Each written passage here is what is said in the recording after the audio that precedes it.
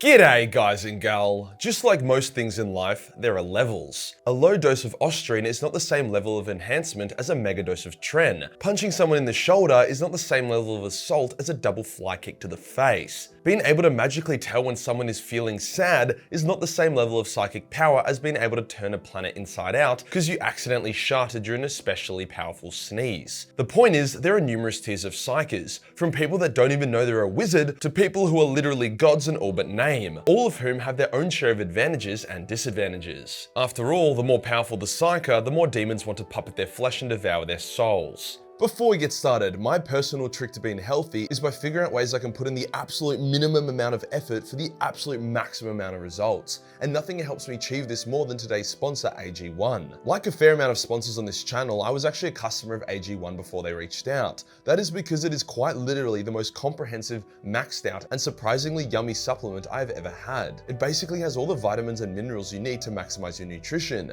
Some standouts to me include the zinc, magnesium, and ashwagandha. All of these ingredients have been proven to support testosterone levels. I mean, I literally get my blood work done every year, and my testosterone was as low as 250 in 2021, with my most recent tense now up to 480. Almost double. Obviously, that's not entirely AG1's doing, but I wasn't taking it in 2021 and I've been taking it regularly in 2023. Sure, you could argue that a completely whole food diet where you get a massive variety of fruits, vegetables, and random roots and barks every day would be better than a powder, but as I said, maximum health, minimum effort. I personally find my focus, energy, and sleep is better on AG1, which allows me to be a lot more productive. So to get started, use my link below, which will get you an additional year's supply of vitamin D3K2, as well as 5 travel packs for free when you pick up any of the AG1 bundles. Cheers to AG1 for sponsoring this video. Today we'll go over each tier of Psyker in Warhammer 40k, as well as provide examples of who fits into what tier. The tier system was designed by the Imperium for human Psykers, however we can try and slot in what tier the Elder or Orcs would also fit into. Let's get into it. Every person is rated on the psychic scale by a system called the assignment, even non-psychers, as they are considered to be Rho or Pi. I mean, fuck, the scale actually goes below normal, with the Sigma and Tau class being considered to be so devoid of psychic potential that they are often oblivious to it and have a degree of immunity from it. Going even deeper, beneath that is the Upsilon tier, which are people who are kind of like half blanks with various degrees of immunity to the warp. Before then we descend to the Omega class, blanks like Sisters of Silence. There's actually a level beneath Omega, saved for shit like high tier Calexis Assassins or the best of the Sisters of Silence. These anti-Psyker tiers are called the negative psionic levels. Before we now get into the actually positive psionic tiers, how do they test for it? Do they draw blood? Do they stick a finger up the arse then sniff it? Although psychic talent can be detected through biology, it's more based on what is actually seen or said. A dude shooting lightning out of his dick hole and then getting railed by a demon, probably a Gamma or Beta class. Someone who wins 80% of coin flips on the other hand is closer to Omicron. Now, not to confuse everyone, there are a shitload of Psyker tiers, with many of them being grouped into a similar level. For example, whilst Omicron represents latent psychic ability that will often go unnoticed for a person's entire lifetime, Z, Nu, Mu, Lambda, and Kappa class all exist and are pretty similar in terms of power. Omicron may be more lucky than a normal person, whilst the Kappa may be able to sense people's feelings in detail as a basic sort of mind reading, or they might be able to create a spark by flicking their fingers. So to keep it simple, I'll be grouping all these like subclasses and subtiers into the one class and tier, although I will mention the names of the other ones in case you ever encounter it in the lore and want something to reference it to. So without further fucking around, the first tier is the one I literally just talked about, represented by Omicron. Psykers of this level will usually go their entire life without knowing that they are actually special,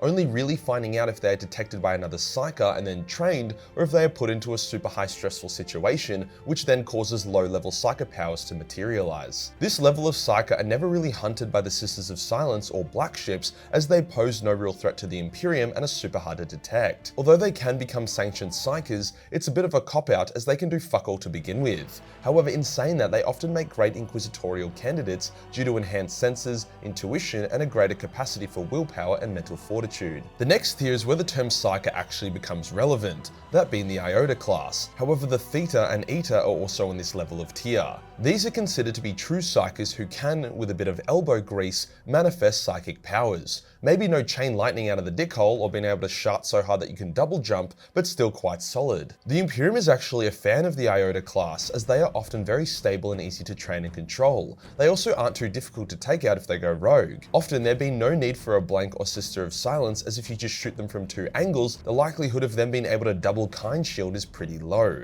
After that, we now have the Zeta tier, which ranges from Zeta to Epsilon. I would class this tier as the moderate Psyker tier. They have a natural affinity with their abilities, often able to tap into them prior to being found or trained, and their abilities can really fuck you up. It's not enough for them to go crazy or become a demonic fleshlight, but in fits of anger they can hurt and kill those around them, often leading to them being outcasted and becoming dangerous exiles, and rogues that become twisted not through the warp, but because of the cards life has dealt them. In these situations, a blank would ideally be called in to help come kill the rogue Psyker, as this is the level where they can spam fireballs and shit. An example of Zeta to Epsilon class Psyker would be Patience Kiss, a telekind who was very adept in telekinesis. She would use her abilities to either create kind shields or levitate various extremely sharp blades and then attack you with them. Through training, she's become a very powerful and very deadly inquisitorial agent, although she was able to use her abilities prior to being found. In his early career, Inquisitor Eisenhorn was also classed as a Zeta or Epsilon Psyker,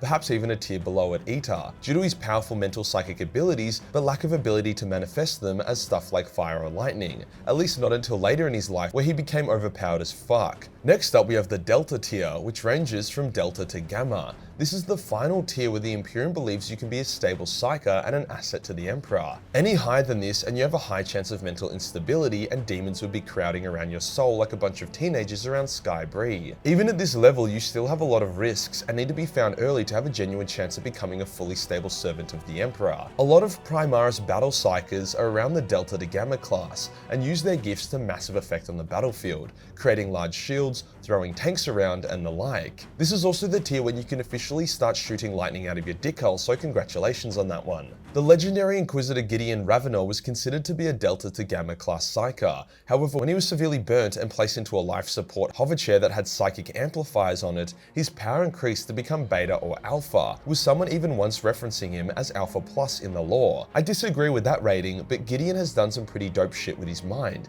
including firing a psychic turbo laser, possessing his allies from kilometers away and turning them into super soldiers while he does so, and resisting the psychic attack of multiple Chaos Space Marine sorcerers at once. But I'm getting ahead of myself. Eisenhorn was also considered to be a Delta or Gamma class Psyker when he forged his heretical staff, thus allowing him to really start manifesting devastating powers, even once perma-killing a demon due to a power overload, something that is incredibly hard to do. Orc Weird Boys can also be considered to be around this level, although as I said, the scale was only designed for humans. Now we get to the spicy naughty tiers. First up with the Beta tier, which ranges from Beta to Alpha. This level of Psyker is extremely rare. After all, the previous tier of Delta to Gamma only happened for 1 in a billion births, so imagine how rare this one would be. As a general rule of thumb, the human body is not suitable to be an Alpha tier Psyker.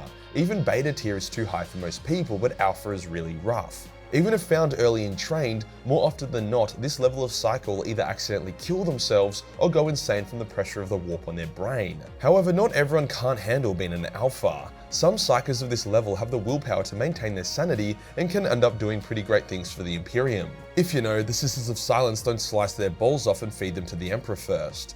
Beta is about as high as Eisenhorn is right now, especially after he recently managed to kill a fucking Chaos Dreadnought with his sword, whilst Ravenor could be considered to be Alpha at most. These are two very exceptional men who had to level up to reach this tier, so as you can imagine the challenge of some kid who was born like this. At the Alpha level, a Psyker could cause calamity, massive earthquakes, firestorms, mass psychosis, you name it. They are also a yummy treat for demons who will attempt to use them as living warp portals in which they could invade a world from.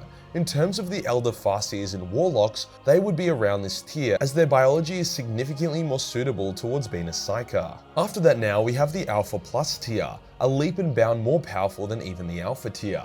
These Psykers are fucked and in almost every case, crazy as hell. Fortunately, most of them manage to kill themselves due to how raw and over the top their power is, but if they're able to survive long enough for Chaos to find them, it can be pretty problematic, since Alpha Plus Psykers can blow up Titans with a thought, cause the death of entire worlds, and summon legions of demons without effort. Whenever an Alpha Plus Psyker is identified, elite kill teams of Sisters of Silence supported by significant inquisitorial elements are sent to go kill them. If possible, they will capture them, as being able to study an Alpha Plus Psyker would be nuts, but most of the time that's impossible.